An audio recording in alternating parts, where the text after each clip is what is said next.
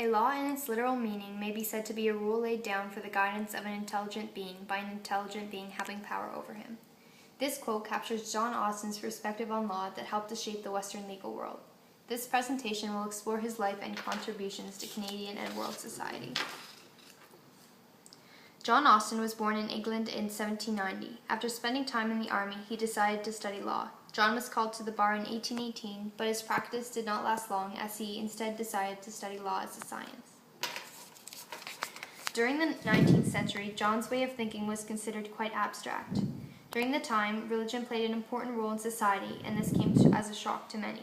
John believed that there should be no connection between religion and morals to the operation of law. John Austin's studies focused mainly on analytical jurisprudence and the philosophy of law. As previously mentioned, he believed that moral principles should be separated from positive law, which led to the development now known as legal positivism. John's success happened more so towards the end of his career and after his death in 1859. His theories were abstract for the time, and therefore weren't highly acknowledged. His success was partially due to his wife, who had his lectures on jurisprudence published. From there, his theories caught England's attention.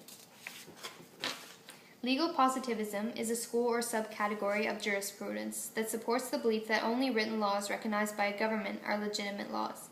In essence, without this recognition, the law should not exist in the perspective of positivist thinkers. Behavioral norms, therefore, are not eligible to be considered as laws if not authorized by government. Its purpose, number 1.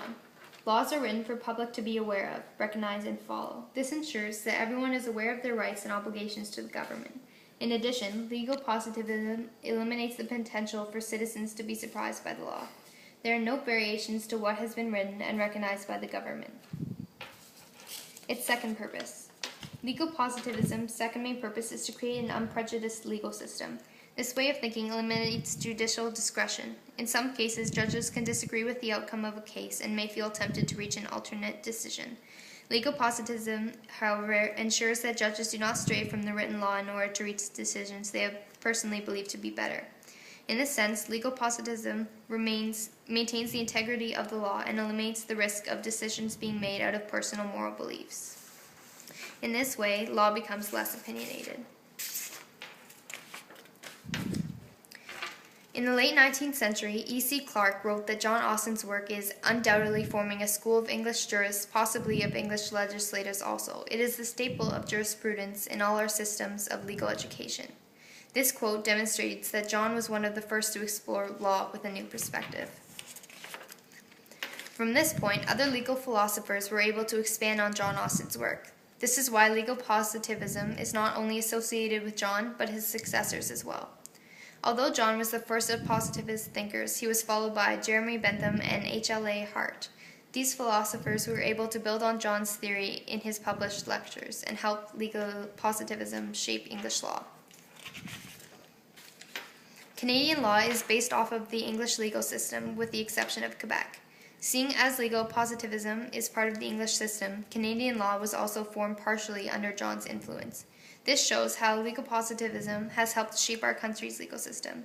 This is also the case for many countries who followed the English legal system in their development. John Austin was absolutely an influential man of his time. Although his success happened after his death, the world is still aware of his legacy. The development of legal positivism began with John Austin and still shapes the world we live in today.